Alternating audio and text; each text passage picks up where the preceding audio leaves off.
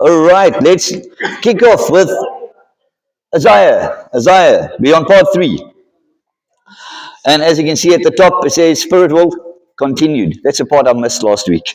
While the study of angels is a topic for another Bible study, we study in Isaiah, just so we're all on the same page. If you're here for the first time, we're on a series of Isaiah, and we're looking at all the different chapters summarizing that beautiful book. On Isaiah 6, there's a scene where Isaiah is called and he's in the temple and he sees seraphim angels. And from that one verse, we've delved into 2 whole lessons on angels. Right, so that's why we're talking about angels. So it's definitely a topic for another Bible study, but it is prudent for us to clarify and state some important issues pertaining to the spirit world in relation to Isaiah's vision of the seraphim. So we'll talk a bit about Lucifer's rebellion in Isaiah chapter 14. We probably have touched on this once or twice before. Evil is a byproduct of rebellion against God's plan of goodness and righteousness. The architect of evil has an objective to target God's purpose and to destroy it or limit its influence. And that enemy of God is none other than Lucifer, Satan, the devil. There's only one devil, not many devils. There's many demons, but only one devil, Diabolos. And he is Lucifer. That is his angelic name, and he's also referred to in modern day Christian terms as Satan. Satan comes from the word Satanas, and it means accuser of the brethren. Accuser of the brethren. He's the one who attacks the brothers in Christ. And sisters, yeah, you're also there sometimes. All right, the fall of Lucifer is recorded in Isaiah 14, 12 to 15. It says this from the King James Version: How are you fallen from heaven, O Lucifer, son of the morning? This is probably New King James. How are you cut down to the ground, you who weaken the nations? For you have said in your heart, I will ascend into heaven. I will exalt my throne above the stars of God. I will also sit in the mount of the congregation of the farthest sides of the north. I will ascend above the heights of the clouds. I will be like the Most High.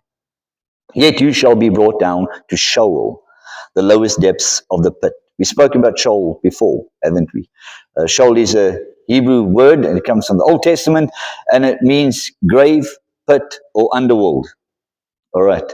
It's the same word in the New Testament, Hades, that we translate as hell. Sheol, Old Testament, Hades, New Testament. Sheol, Hebrew, Hades, Greek. And they kind of mean the same thing there. I put grave in there also, because some translations actually translate it as grave, but it's more to do with the underworld, the spirit world. Hades, the place where Lazarus and the rich man went in Luke 16. All right. Okay, so that is Sheol. So just read it and then I'll comment. The reason for this section being slotted into the narrative is based on the relevance of the Antichrist who will deceive the nations during the tribulation. 2 Thessalonians 2 and Revelation 13, the middle of the book. But what I want to just clarify is about those statements of Lucifer there. Notice he says, I will, I will, I will. And this is his pride. He wants to conquer God. He wants to rule heaven. He's not happy with just running earth. He wants to be the God of everything. And on there you'll notice he says 3 specific things. I'll exalt myself above the clouds. Did you see that part? And I will exalt myself above the stars.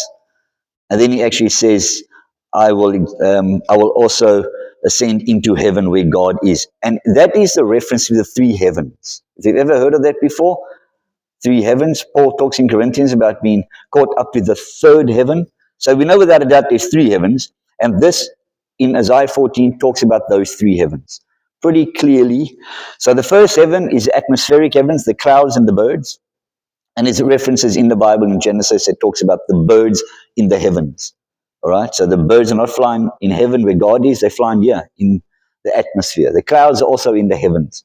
And then the second heaven is the starry space. All the stars. The first heaven is the atmospheric heavens, clouds and the space.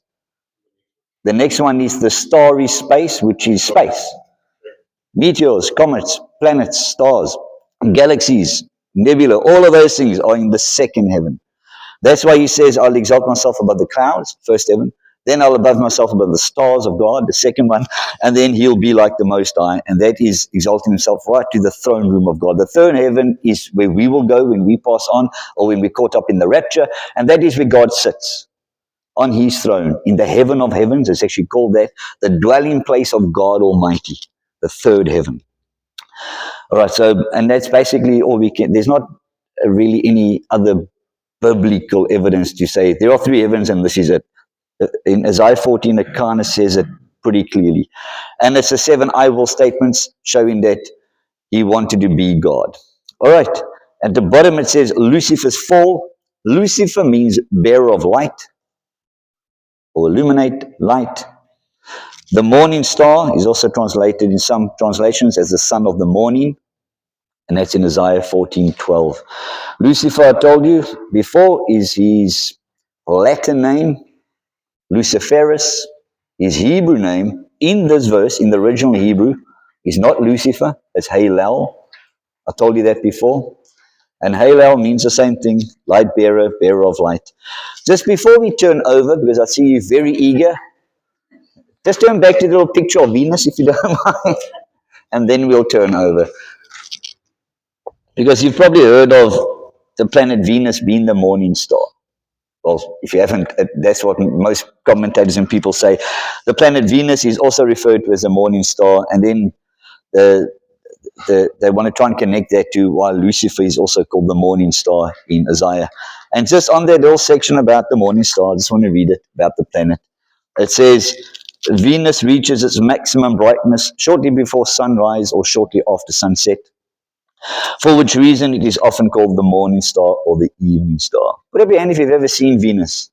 Is it? Oh, well done to you guys. Yeah. And what normally happens in after sunrise, no, let's say after sunset, that's obviously easier. After the sun goes down and you look around kind of on the horizons, around that sphere around, you'll normally see a bright star. And if you do, it will probably be Venus.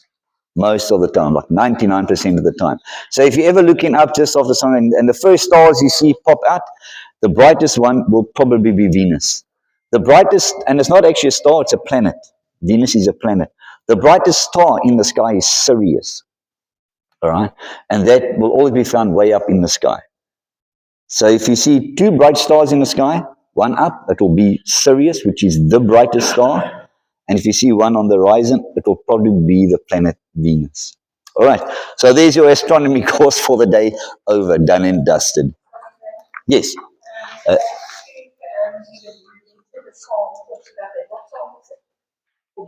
No, I didn't. Genesis. I don't know the verse, but in Genesis, it's in 1, 2, or 3.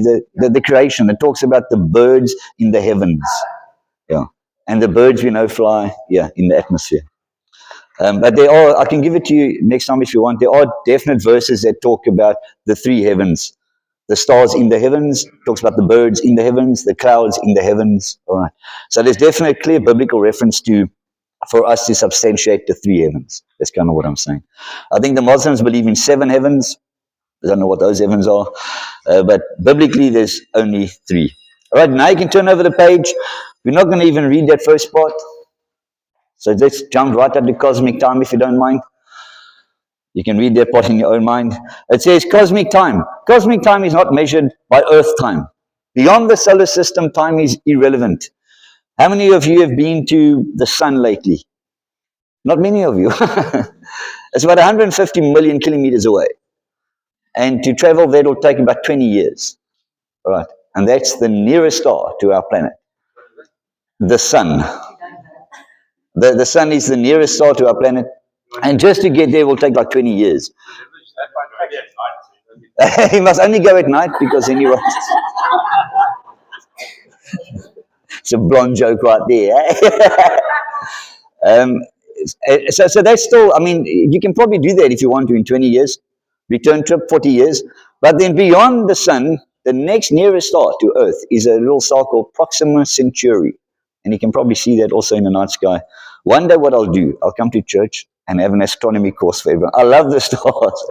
We can all gather at the back here and I'll show you all the stars. And you can see this on Proxima Centauri, the closest one. It's 4 light years away, right? And it doesn't sound that much. but it's really, really, really far. As I said, from here to the sun will take you 20 years. Do you know how long it will take you to get to the next nearest star? 95,000 years. 95,000 years. 19 trillion kilometers away from Earth. And that's the nearest star. So as soon as you go a star more, it becomes ridiculous. You know, even our Milky Way, our solar system is in a galaxy called the Milky Way. And just to get from one side to the other will take you 2.3 million years. 2.3 million years. So as soon as you leave Earth, time is of no importance. It just disappears. So you can imagine God in the heavens where he lives. There's no concept of time no more. All right, it just becomes ridiculous in our minds. We can't even compute. And that, as I said, that's just our galaxy, and there's billions of galaxies. So imagine trying to get from our galaxy, which is already going to take you 2.5 million years, to get to another galaxy, and another one, and another one, and there's billions of them spaced out all over the universe. So as soon as you leave Earth, time becomes of no importance. All right, let's read the part that says celestial dimensions and aliens. Ooh, that's my favorite topic of all. Who believes in aliens? Only me and Jack and Raymond. All right. Let's read this. It says the fallen angels are active spirits with a satanic mandate to wage war in the heavenlies. The alien phenomenon may be, let's underline that, shall we? May be related to these depraved spirits who can take on physical form. So we know that fallen angels are demons. We know that angels and demons are out in the spirit world. We spoke about that. They are definitely waging war. Ephesians 6 talks about we fight not against flesh and blood, but against principalities and powers. And then last week we actually spoke about all those hierarchy of demons and fallen angels. So we definitely know that takes place. And what some people say is that the alien phenomena that we hear of and see is probably fallen angels or demons taking on the form of those little green men. All right. Christians in general, to a large degree, believe that the alien phenomena is directly related to fallen angels and demons, impersonating these things to try and confuse us and to get us to think of something else. Instead of Satan and fallen angels, now we can think of aliens. And then they actually go further to say that when the rapture takes place, all the Christians disappear. The reason why we're seeing all this alien and UFO phenomenon is conditioning us to when that happens. So when the rapture happens, all the Christians disappear. The world is going to say, so it's aliens. They came and took all those people away. Well, that's what Christians believe, and most people believe that. Christians. All right. So that's what it, and there's only really two theories. Either the aliens are fallen angels and demons, or they're real extraterrestrials from other planets. And I'll leave that with you. All right.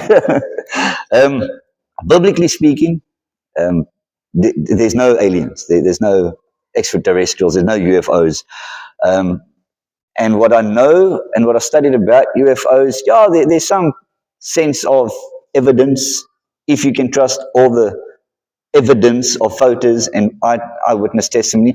But if you take all of that and you really, really scrutinize it, you find out there's a very small percentage of actually evidence of people actually seeing UFOs and alien phenomena. All right. And there's great documentaries on Netflix that I've watched. And even those, the biggest cases of UFO phenomenon is still suspect. You know, with all that so-called evidence, at the end, you still think, I don't know, is it or isn't it? By this time, 2024, with all, and the hype has been from 1947 with the Roswell crash and the first sighting of UFOs, legitimate like evidence of UFOs from 1947. From that time to now, you would think there will be concrete evidence, like a literal picture of a UFO and somebody shaking the hand of an alien or something, something real, something really, really credible. The fact that all these years later, with all the technology and the photographic stuff we have, cell phones all the time, the fact that they can't produce very good evidence to support alien phenomena kind of makes me also then doubt it. All right. Always in America. Nothing happens here. All right. But that's what I'm saying. As I said, I've just mentioned from my personal view, I love all things mysteries. I love Bigfoot, UFOs, I love them all. All right. So I love reading about these things, and I love studying UFO phenomena and stuff like that, just for my own understanding, to see how that can fit in If it were true, how would they fit into the scope of God in the Bible? And so far, I can't reconcile the two. There is no scope in God's universe where there would be aliens, little green men, for whatever purpose. All right. But I still enjoy reading it.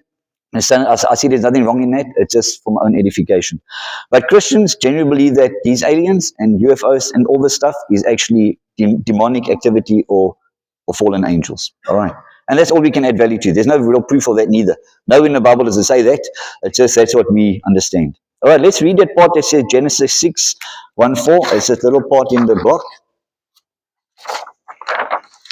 It says in Genesis 6, 1, 4, it came to pass when men began to multiply on the face of the earth, and the daughters were born unto them, that the sons of God saw the daughters of men, that they were fair, and they took them wives, which they chose. And the Lord said, my spirit shall not always strive with man, for that he is also flesh, yet his days shall be 120 years.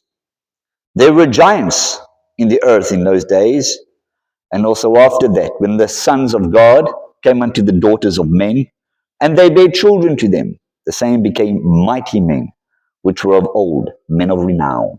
A couple of sermons ago, I showed you the giants. Do you remember the giants on the screen?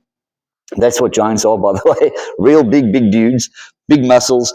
This passage is an interesting one, I think often overlooked, because we get the story of Adam and Eve and Cain and Abel and Noah's flood. This happens just before Noah's flood, and I think is very relevant to that. I think one of the main reasons for the flood was because of what happened in these verses. So it talks about things called the sons of God. In the Bible, the sons of God are angels. You can write a reference, Job 1:6. I think it's Job 1:6. I think Job 1:6, Job, talks also about the sons of God. And actually says there in Job 1:6 that the sons of God presented themselves before God and Satan came with them. All right, so in the context, it kind of seems that angels came before God and Satan was one of them who presented themselves before God for a meeting. So the sons of God are angels. Also, you understand that they're sons, male. That's why I still believe that angels are all male. There are no female angels. There's one obscure verse in Zechariah somewhere that talks about a woman with wings. I won't even go there. All right. Generally, sons of God, they're male. When they appear before people, they appear as a man. So the sons of God are angels, and they saw the daughters of men, the daughters of Adam and Eve and the generations that followed. And they were fair, which means they were smoking hot. All right, that's my translation. And they were smoking hot. And they took them as wives, for which they chose. So just from that wives part, I kind of understand that they came down, these male angels, they saw the hot chitties on earth and thought, wow, these are awesome. And they actually took them as wives. They went into a loving relationship with them and married them. I don't see this as these angels coming down and raping all the women. That's not what I read here. I read that they came down and chose them as wives. They said, you hot, Ursula. Me and you should get together. And Ursula saw this like big, strapping, muscular angel and said, definitely. Norman?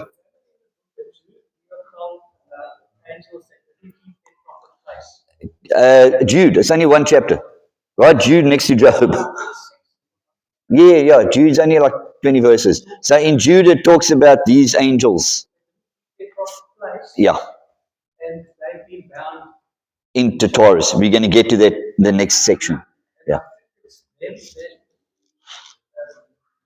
giants with the yes. And then God obviously took them and bound them and purged the earth. Yes, yeah, that's exactly what happened. Yeah. So these sons of God, the angels, they saw the woman, they kind of married them, and they had children. Because an angelic being is like this angelic celestial being and a mortal woman, the offspring of that union was a kind of a abomination, a giant. As I said, and a giant, as in the giants I showed you a couple of weeks ago. They weren't just like tall people, they were real monstrosities of people. And these giants then roamed the earth. It says in verse 4 there were giants in the earth on those days, and even after that. And then it says, as Norman just pointed out, then just after these verses, it goes into the flood. It says that God saw the wickedness of man on the earth, and then called Noah and destroyed everyone. So he destroyed all these giants and all these women. The angels that done this act, they disobeyed the spiritual law of God. As I said, we are not to actually enter into the spiritual world. We're not to have contact with them, and they're not supposed to have contact with us. They can come visit us and go back, and that's about it, yeah. All right. But these guys actually disobeyed their spiritual law. They left heaven and they came down and lived with earth, and then went and actually had these acts with the woman. And because of that, they were bound. And we can read the next part.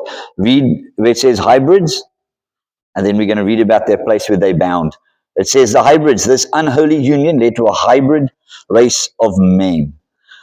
This could be the reason why God purged the earth with the flood of Noah, only preserving Noah and his wife and 3 sons and their wives. The spirits of these hybrids, these giants, these offspring of angels and women, are believed to be the demons and familiar spirits. As I said before, that is probably one of the initial reasons why God would destroy the earth, because he saw this abomination. And these giants were popping up all over. And these giants, I believe, were really big, really strong, and they still had conscious will, uh, emotions. They married, had children. They built fortified cities. So they weren't like these stupid brutes that kill all humans. So they were people, just really, really big people. And I think because of their strength and their size, they obviously oppressed everyone else around them. No one's going to mess with a guy that big. All right. So they became the bullies of the time. And not only was that going on, but the wickedness of people themselves was just going out of control. All right. From the people that were just doing everything bad. So much so that God wanted to destroy them. And we spoke about the end of the world and God's long suffering and his patience. He loves us, and he gives us a lot of time to come around. And the fact is that after 1,000 years of waiting for men to come around, they didn't. They just got worse and worse, to the point where God said, that's it. I've had enough. You're never going to change, so now I'm going to wipe you out with a flood. All right. And the interesting part there about the demons. Demons are mentioned in the Bible. We know that. Generally, not so much in the Old Testament. Almost nothing about demons in the Old Testament. They spring up in the Gospels with Jesus. And in my mind, that is just a symbolic reference of hell breaking loose while the Messiah is on earth.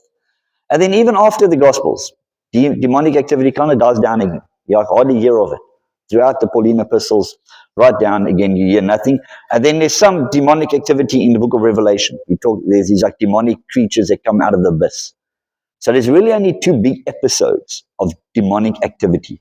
The Gospels, while Jesus was on earth, and in the book of Revelation. The thing about demons is there's almost nothing said about them, about where they come from. If you read the Gospels, they're just there. And then Jesus cast them out. And then they go to the pigs. And then, those kind of stories. So we don't know where they come from or where they go to or how they look or what they do.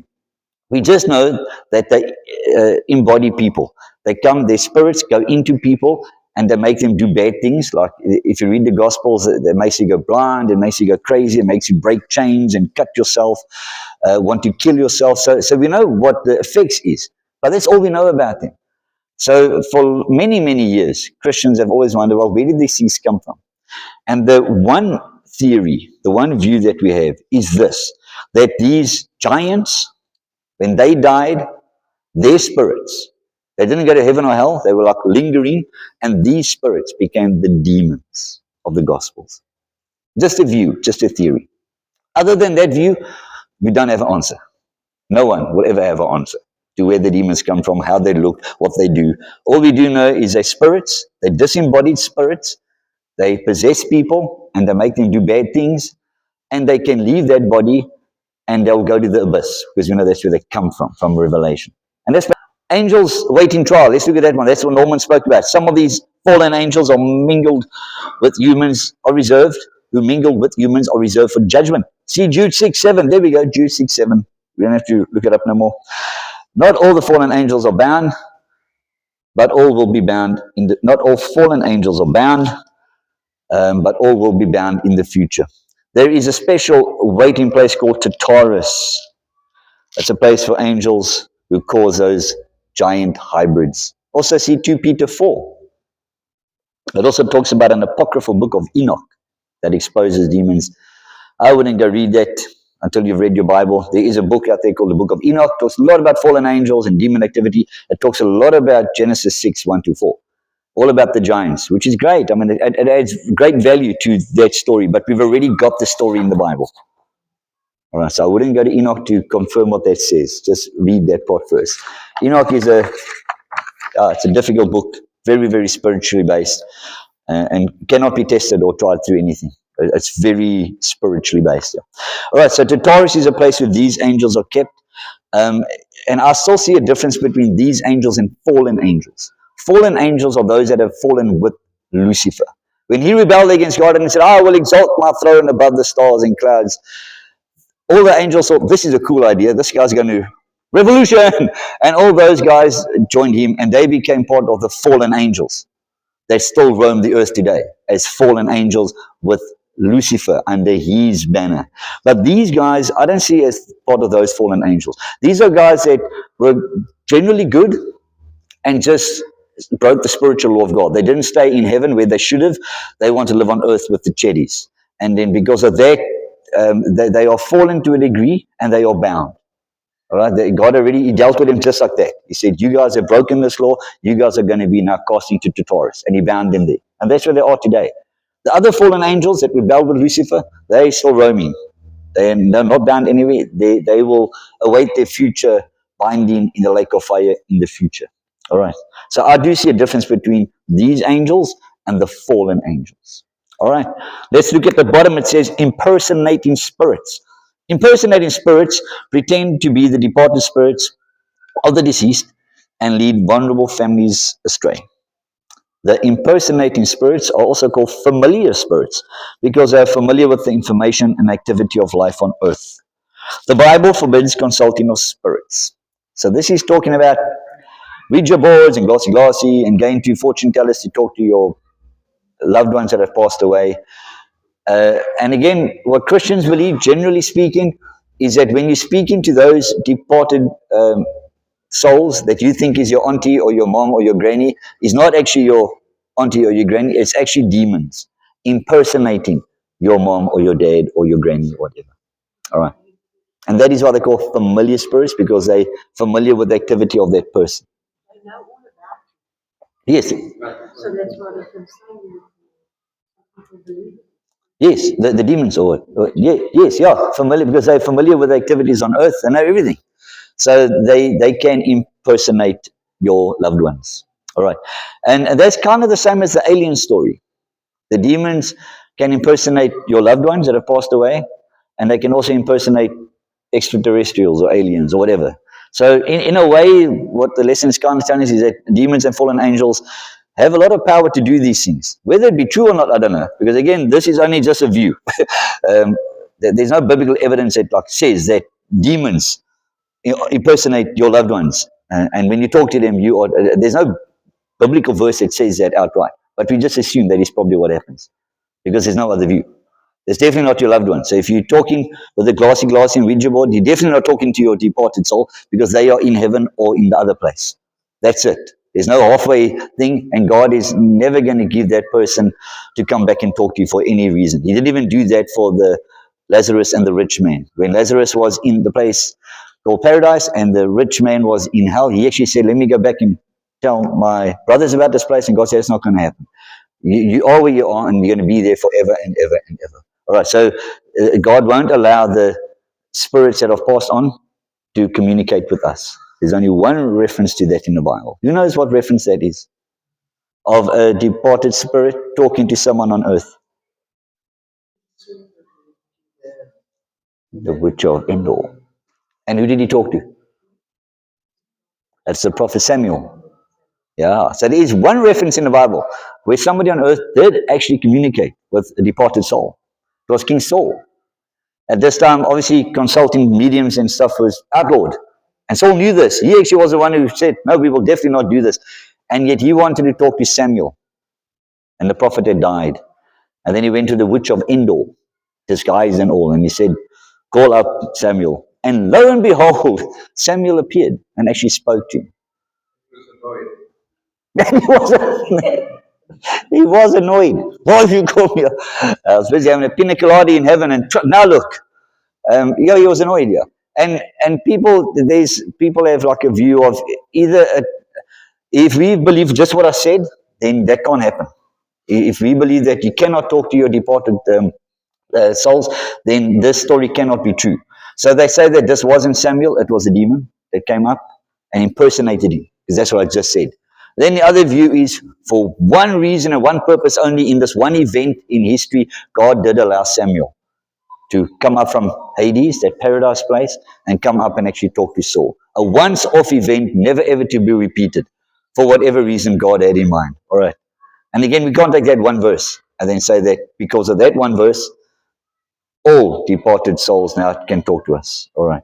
So there is only one verse. So somebody might mention, if you say what I said, that no, you cannot do that. Demons are impersonating your loved ones that have passed on. If they know their Bible, they'll probably point to that verse. And you better be ready to answer them. All right.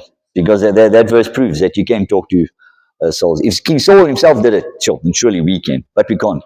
Let's look over the page to the spirit realm. We'll finish with this one. It says the spirit realm. I don't know why it's inverted commas.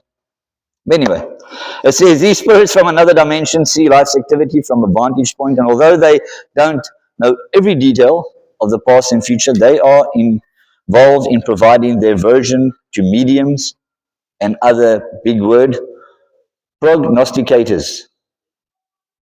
Anybody know what prognosticator means? Homework for this week. The Bible forbids many things: enchantments, witchcraft. Enchantments is making spells. Witchcraft is witches who cast spells. Sorcery, casting spells, whether that be good or bad. Divination is talking to dead people. Fortune telling is telling the future, whether it be by crystal ball, tea leaves, anything. Necromancy is also two words. Necros comes from the Greek death, and mancy means to communicate, so it means communicating with the dead. Astrology is your telling the future by your star signs. Any Scorpios out there? Oh, Norman, you know your sign. Heathen. Yeah, no, there's nothing wrong in knowing your star sign. And as I said, I'm interested in astronomy. I love the stars in space. So a little part of that is about the signs of those stars, the constellations. And 12 of the 88 constellations happen to be the signs of the zodiac. The Scorpio, Libra, Virgo, Leo, all those wonderful ones. And there's nothing wrong with knowing those names. All right. Don't go and read the horoscopes, because that's where you draw the line. Leviticus, we can read that part in the inset. It says, I will also turn against those who commit spiritual prostitution by putting their trust in mediums, also in those who consult the spirits of the dead. I will cut them off from the community. Remember, this is to Israel, but definitely still for us today. This is definitely a law for Israel, but definitely still for us today. So set yourselves apart to be holy, for I am Yahweh, your God. Keep your decrees by putting them into practice, for I am Yahweh, who makes... I'd love you to go look this up in your own Bibles just now, and when you see Yahweh, you will probably see Lord, capitals, Lord, who makes you holy. Men and women among you act as mediums who consult the spirits of the dead, must be put to death by stoning. They are guilty of a capital offense. So we understand God doesn't like this stuff, and you shouldn't either. And if Christians do this stuff, bring them to that verse. And even if they'll say it's not, this is written to the Jews, God still hates it with a passion. So much so that he would have these women killed who said they were mediums. There's a principle. Thank you. There are some commandments that are specific to Israel and some for the church, but there's certain principles that are from Genesis to Revelation. Well, like murder, for example. Murder is a principle that goes throughout the dispensations. The same for this one. Yes, I think we finished. A lateral, that's... Yes. Well, that's what Linda said. Yeah, it's a command that runs parallel or right through. Yeah, it doesn't end with Leviticus. It goes right through the Bible. Yes. I believe that. Well said, yeah. And the other thing about Yahweh, I just want, before we close, just look at Yahweh, the letters there. You'll see it's capital Y, then small a, capital H, W, E, H. The capitals is that 1, 2, 3, 4 letters, the consonants. Do you see that? Yeah. I told you before, the Hebrew only have consonants. So those 4 letters is all that the translators of the Bible had to work with. And now you can see they put the A and E in the vowels. You can put any vowel. How many vowels do you have? 5, yeah. There's 5 vowels. So when you get those 4 consonants, you could put I, O, U, E, and you can mix them up. And remember, that if you do that, see how many variations of Yahweh you'll come up with. So you won't know which one's right. You know that. Because it could be Yehu, it could be Yahoo, or it could be there could be 100 different versions of that one word. So when the translators looked at that, they thought, man, we don't want to get this wrong. Because imagine if they did, if they didn't put those words in and it came out to a different word, we'd be using a completely different word today, and it's maybe not the right word. So the translators of the Bible, when they came to that word, they done the right thing. They didn't know. They just changed it to Lord. In your Bibles, where you see Yahweh, it will be Lord, Lord in capitals. All right. And no one knew. Even when they went to the Jews, they said, listen, we got this word of God. How do you pronounce it? They said, whoa, we don't know. Because they didn't. The name of God was lost to their own nation, the Hebrew nation. Even today, the Hebrews will still not mention that name. Sorry? Elohim. It was the name of God, Elohim, Adonai, Lord. But Yahweh was never pronounced because they didn't know neither. All right. So, and even today, we still really don't know. That's why in earlier years we had the word Jehovah. You're probably familiar with that word. It's the same word, the same Hebrew word. But Jehovah, they thought that wasn't right. So over the years, they've changed Jehovah to Yahweh. So if those 2 English names can change, maybe that's also wrong. Maybe Yahweh is also wrong. So one day when we get to heaven, we'll find out the true name of God. For now, I believe Yahweh is a good representation. And I'll go with that for now until I get to heaven, until God says that was so wrong. It was Roger. No, it wasn't Roger. All right. And we're not going to read the rest. As I said, we're going to carry on with Isaiah. I promise Isaiah next week. Any questions regarding Lucifer, the giants, demons? We spoke about all of them. We covered all of them. We spoke about the law against mediums. I think your only homework, I think, for this week to make sure you got the right answer is the story about Samuel and King Saul. I don't know where it is. Google. Type in there King Saul and Samuel, medium, whatever, and then go read those verses in the Bible, and then go do your due diligence and go look on Google what it says. What are some commentaries about that? And then maybe next week, if you find something interesting, you can come tell us here. As I said, it's a one-off event that happened where a departed person did talk to a person on earth.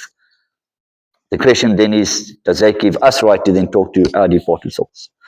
And probably not. All right. All right. So no question, no comments. Well done, guys. God bless you. Thanks for being here. We'll carry on with Isaiah next week.